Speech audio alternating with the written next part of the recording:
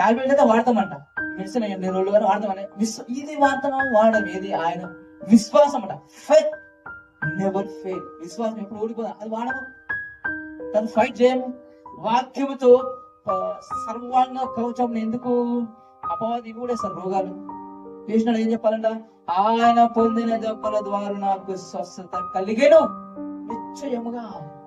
నా రోగాలు భరించాడు ఆయన చెప్పాలంట. నేను ఆరోగ్యవంతుని. అసలు ఇంకోటి ఏంటంటే, లేని వాడు ఉన్నట్టుగా నీ శరీరం చెప్పింది, నీ శరీరం ఏం చెప్తున్నావు అది చెప్పకూడదు, దేవుని మాట చెప్పాలి.